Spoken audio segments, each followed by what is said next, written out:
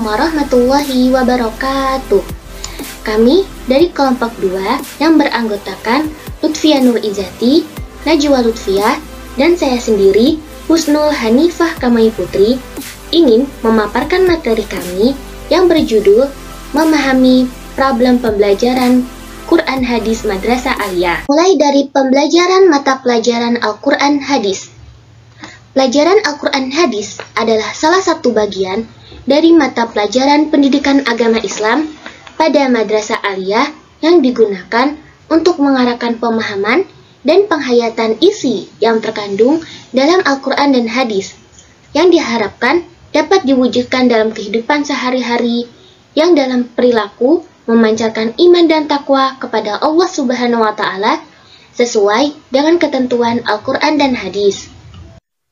Memasuki problematika pembelajaran Al-Quran Hadis Madrasah Aliyah. Masalah pendidikan bukanlah merupakan masalah teori saja, melainkan masalah praktek yang harus dilaksanakan. Di antara masalah-masalah itu antara lain menyangkut dengan faktor anak didik, faktor pendidik, faktor lingkungan, dan faktor sarana dan prasarana. Faktor pendidik. Salah satu unsur terpenting daripada kependidikan adalah pendidik. Di pundak pendidik terletak tanggung jawab yang amat besar dalam upaya mengantarkan anak didik ke arah tujuan pendidikan yang dicita-citakan. Selanjutnya, faktor anak didik. Aktivitas kependidikan tidak akan terlaksana tanpa keterlibatan peserta didik di dalamnya. Menurut Al-Ghazali yang dikutip oleh Armai Arif, mempergunakan istilah anak didik dengan beberapa kata, seperti al-syabi, anak-anak, al-muta'allim, pelajar, thalib al-ilmi, penuntut ilmu pengetahuan. Oleh karena itu, istilah anak didik dapat diartikan anak yang sedang mengalami perkembangan jasmani dan rohani sejak awal terciptanya hingga ia meninggal dunia. Faktor lingkungan. Istilah lingkungan dalam pengertian umum berarti situasi di sekitar kita.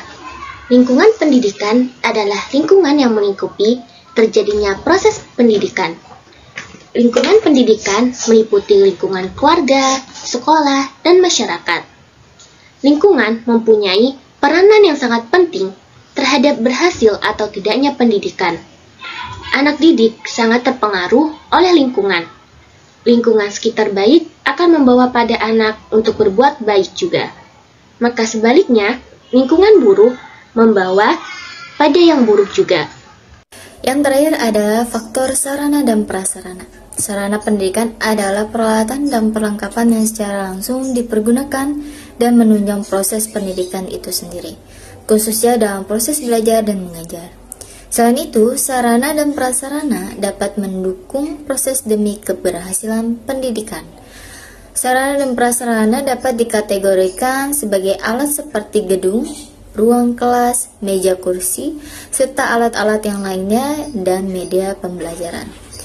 Adapun yang dimaksud dengan prasarana pendidikan adalah fasilitas yang secara tidak langsung menunjang jalannya proses pendidikan atau pembelajaran. Contohnya seperti halaman, kebun, taman sekolah, kantin, dan lain-lainnya. Selanjutnya ada problematika dalam pembelajaran Al-Quran dan Hadis pada Madrasah Aliyah yang sudah kita rangkum dalam 4 hal. Pertama, tidak semua siswa lancar membaca Al-Quran. Ketika memulai pembelajaran, siswa diperkenankan untuk membaca Al-Quran. Dan ada beberapa siswa yang belum lancar membaca Al-Quran dengan baik. Ada yang membacanya dalam keadaan terputus-putus dan ada pula yang membacanya tidak lancar sama sekali dalam membaca Al-Quran. Kedua, tidak semua siswa lancar menulis Al-Quran. Ada beberapa siswa yang belum lancar menulis Al-Quran dengan baik, sehingga keadaan ini menghambat siswa tersebut untuk menyelesaikan tugasnya. Contohnya seperti menulis ayat Al-Quran ataupun hadis. Terlebih lagi jika siswa yang tidak mampu membaca Al-Quran akan kesulitan menulis huruf Arab. Ketiga, tidak semua siswa mampu menghafal Al-Quran dengan baik. Siswa yang kesulitan dalam menghafal Al-Quran sehingga mereka kurang termotivasi untuk ikut belajar. Adapun faktor lain yang menyebabkan mereka sulit menghafal dikarenakan ada beberapa siswa yang belum lancar membaca Al-Quran. serta kurangnya dukungan keluarga untuk mengajarkan mereka dalam belajar membaca Al-Quran. Yang keempat, siswa ribut di dalam kelas ketika proses belajar berlangsung. Siswa ribut di dalam kelas, keadaan ini disebabkan karena rendahnya perhatian siswa dalam mengikuti pelajaran Al-Quran hadis itu sendiri. Kemudian siswa juga lebih asik untuk bercerita yang bukan materi pelajaran dengan teman sebangkunya. Sehingga kondisi ini menjadikan problematika yang dialami oleh siswa karena mengganggu proses pembelajaran di dalam kelas. Itulah 4 problematika pembelajaran Al-Quran hadis yang sudah kami rangkum dalam PowerPoint ini. Solusi menyelesaikan masalah pembelajaran Al-Quran hadis MA. A. Tidak semua siswa lancar membaca Al-Quran. Solusi efektif dalam mengatasi siswa yang belum lancar membaca Al-Quran yaitu mengarahkan dan membimbing siswa secara khusus untuk kembali belajar membaca Al-Quran secara dasar, misalkan melatih penyebutan huruf hijaiyah atau mengajarkan buku Iqra. B. Tidak semua siswa lancar menulis Al-Quran. Untuk mengatasi siswa yang belum lancar menulis Al-Quran, maka solusi yang dapat diterapkan guru yakni menanamkan dan memberikan motivasi terhadap siswa bahwa siswa mampu dan bisa menulis Al-Quran, mengajarkan siswa dan menyampaikan pentingnya menulis Al-Quran atau hadis sehingga kelak siswa ada yang mampu menjadi seorang ahli bidang kaligrafi. Selanjutnya, tidak semua siswa mampu menghafal Al-Quran dengan baik.